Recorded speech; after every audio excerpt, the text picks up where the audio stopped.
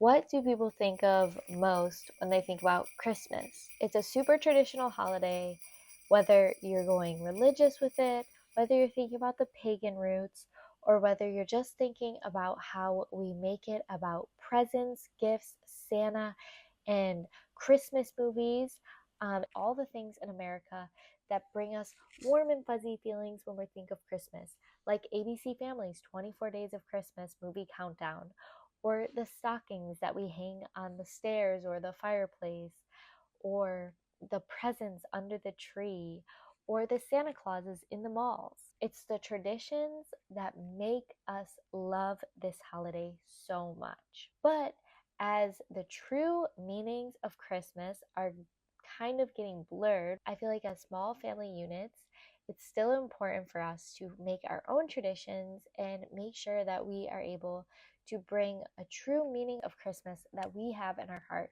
that we want to teach our kids. So within our homes, I feel like it's beautiful if we can create unique traditions that are just for our family and that really push a wholesome narrative that shows the true meaning of Christmas, which is about family, togetherness, generosity, not to mention any spiritual, religious beliefs that might come along with that. So today I want to talk about 3 traditions that I have started in my house for Christmas time that are fun, easy, affordable, and are going to share the true meaning of Christmas with your family. And I think you're going to absolutely love them. The first tradition I started forever ago. I feel like I never had like a big traditional Christmas tree ever since I left home. And over the past 10 years, I've had an assortment of different trees. At one point, I took pleather material, I cut it in the shape of a pine tree, and sewed 2 matching pieces together, stuffed it with pillow stuffing, and hung retro earrings off of it, and made just a really funky tree for nothing because these were all just things I had. So it was a $0 Christmas tree, and it was really fun. I've also seen YouTubers take a triangle shelf and they decorate it with garland and ornaments and pottery and just whatnot on the shelves to make it look like a Christmas tree. That's really cute. And what I have done over the past couple years that has been a real hit and is just true to my family, it makes sense for us. I feel like you have to do this.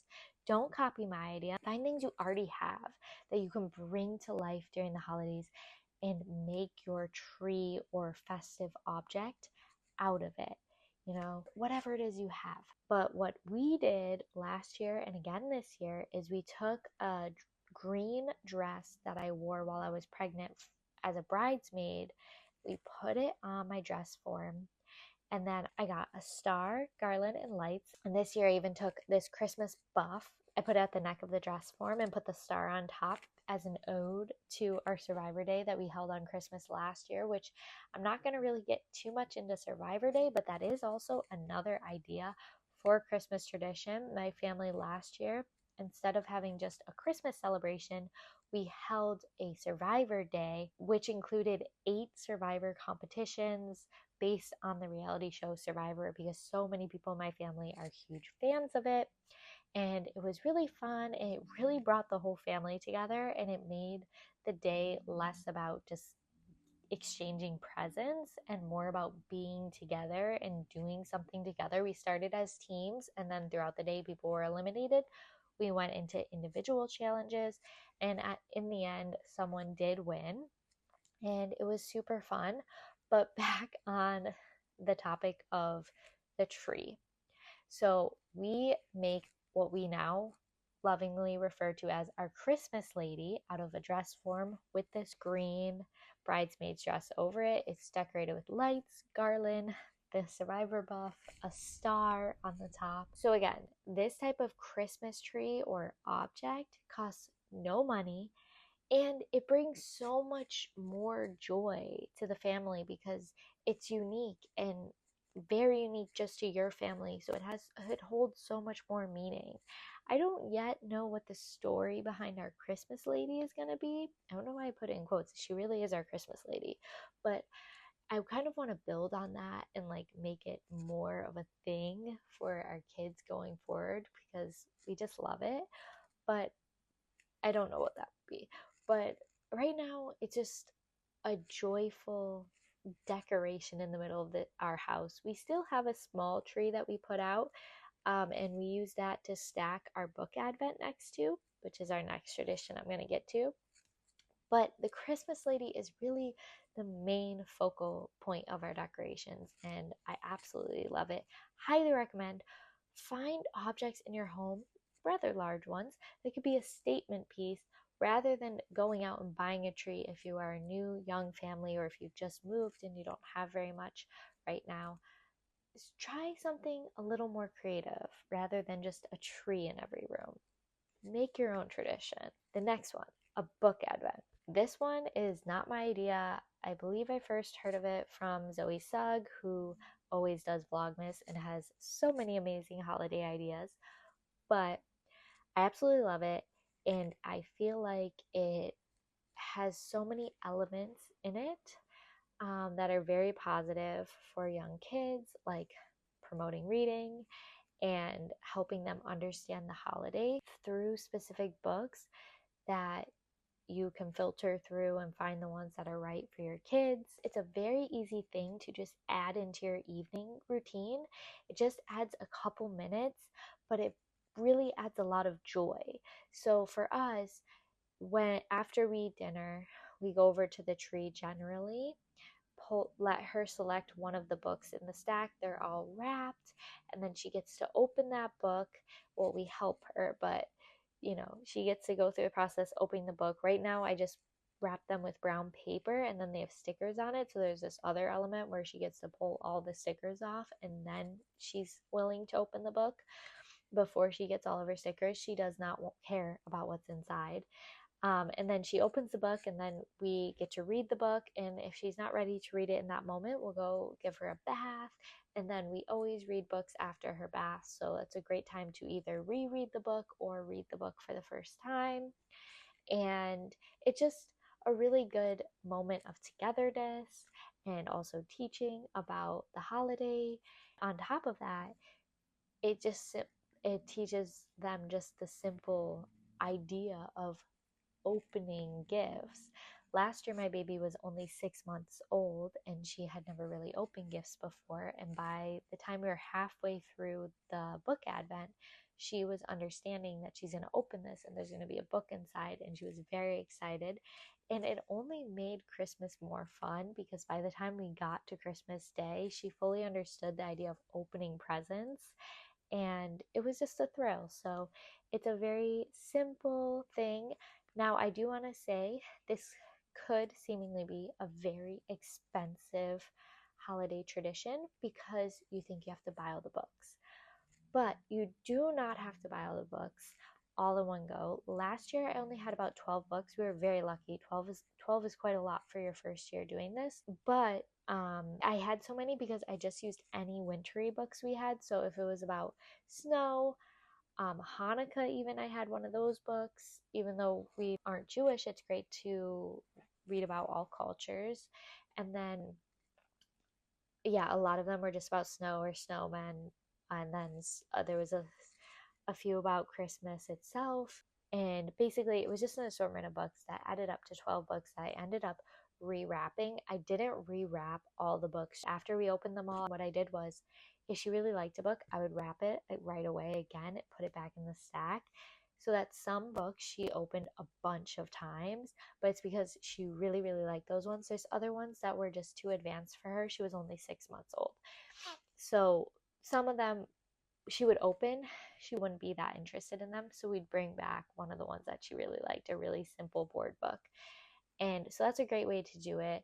Like, really, at 6 months old, you could have 5 books and just keep rewrapping them, maybe even less, even one, honestly. It's just a fun activity of like opening and then seeing what's in there. Another idea, as your kids get older, you can get books from the library. And then you could also look at thrift stores. I am always looking at different thrift stores. Books there are anywhere from like 30 cents to $2. And so that's a great place to get them. And even like OfferUp and Facebook Marketplace, I'm always looking for books on there. So that's also another good option other than like the obvious, which is Amazon, but they're not always as affordable there when you have to pay for like shipping and stuff. And now on to the third tradition, and maybe my favorite, is a photo advent. I don't know how I came up with this idea. It was just a random thought I had that I wanted to do last year, and I did it, and it was a huge hit. And I honestly think we're going to do this for the foreseeable future because we love it. So last year I surprised my husband by getting 24 photos printed, 4x4s, from just like Walgreens. And then I took wallpaper and I cut 8x4, fold it in half so then it's a pocket that's 4x4, stuck the photos inside. I had arranged a yarn Christmas tree on the wall with command hooks, and then I clothespined the little envelopes, and inside each envelope was a 4x4 photo and a little note to him from me. And my idea for the tradition is going forward, instead of having me write all the notes and do all the photos, we gather photos from the past year, and then each member of our family writes some of the notes. So right now, me and my husband are the only ones that can write because my 1.5-year-old is just not there yet. But so therefore, we're going to be able to take this one for the team. So he wrote 12, I wrote 12, and we stuffed them in the envelopes. We kept the same yarn for the tree, the same little baubles to hang on the tree, the same clothespins, same little square pockets, and photos. The photos were the only thing that I had to add this year. And instead of adding like a separate sheet of paper this year with the note on it, we just wrote on the back of the photos. So then we'll just put the photos in a photo album when we're all done. That's what we did with the last year's. And I just think it's such a great moment to be able to reflect on your past year and show gratitude for those that are closest to you, that you love most. And I really love the idea of going forward, having our kids be included in this and using it as an opportunity for them to show gratitude to each other, to us, and us do the same to them. Just write little affirmations to them or little letters congratulating them on whatever's going on or showing love for them, and just a moment to slow down. Every day that you open an envelope, you don't know who's going to be the one that wrote that letter and selected that photo. And so it's just a really fun family bonding moment. So once a day, we pull a picture, we read the note, and then we hang the picture. So at the end of the month, you have 24 or 25, depending on how many you want to do. Yeah, it would be 25 pictures. I don't know why I keep saying 24. But yeah, you have 25 photos hanging on the tree at the end, and it's super sweet and cute. So those are some unique traditions that me and my family have created around Christmas. Let me know down below if you have any great, unique Christmas ideas. I would love to hear them. I would love to try them. And also let me know if you think you're going to try any of our traditions before you leave. If you're interested in seeing me try on everything about my husband for Christmas, that is going to be in the next video. So make sure you subscribe. And if that video is already out, it's going to be linked right here. So check it out.